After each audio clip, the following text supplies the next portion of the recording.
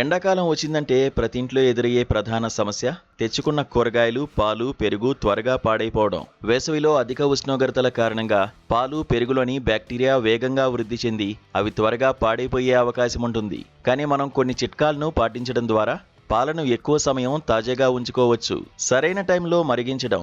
చాలామంది మార్కెట్ నుంచి పాలు తెచ్చిన తర్వాత కాసేపు అలానే ఉంచి తర్వాత కాగబెడతారు. కానీ వేసవిలో ఇలా చేయడం తప్పు. మీరు షాపు నుంచి తెచ్చిన వెంటనే పాలను కాగబెట్టండి. ఎందుకంటే మీరు షాపు నుంచి తెచ్చే మార్గంలోనే ఉష్ణోగ్రతల వల్ల దానిలో ఉండే బ్యాక్టీరియా వృద్ధి చెందవచ్చు. కాబట్టి వేసవిలో పాలను రోజుకు 2 సార్లు, ఉదయం ఒకసారి, సాయంత్రం ఒకసారి మరిగించడం ఉత్తమం.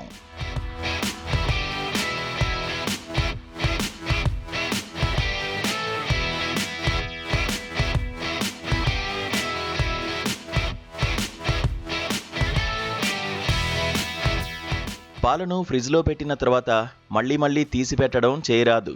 ఇలా తీయడం వల్ల వాటి ఉష్ణోగ్రతల్లో హెచ్చుతగ్గులు ఏర్పడతాయి. దీనివల్ల బ్యాక్టీరియా పెరిగే ప్రమాదం పెరుగుతుంది. కాబట్టి మీకు కావలసిన పాలను ముందుగానే తీసి ఉంచుకోండి, లేదా సపరేట్గా చిన్న పాత్రల్లో నిల్వ చేసుకోండి.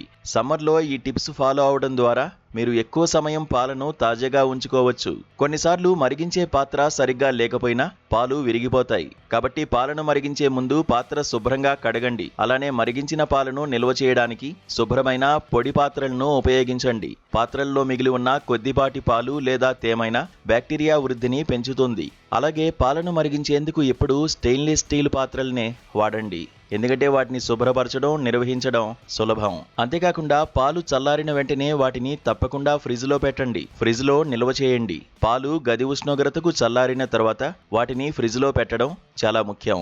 పాలను ఎక్కువసేపు గది ఉష్ణోగ్రతల వద్ద ఉంచడం వల్ల అవి చాలా త్వరగా విరిగిపోయే అవకాశం ఉంటుంది. కాబట్టి వేసవిలో పాలను ఫ్రిడ్జ్ డోర్ దగ్గర పెట్టడం కన్నా డీ ఫ్రిడ్జ్లో ఉంచడం చాలా ఉత్తమం.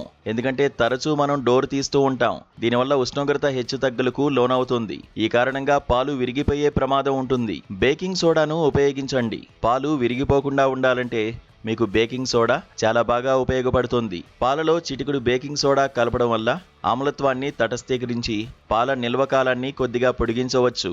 బేకింగ్ సోడాను ఉపయోగించేటప్పుడు జాగ్రత్తగా ఉండండి. ఎందుకంటే ఎక్కువగా కలిపితే పాల అసలు రుచి మారిపోతుంది.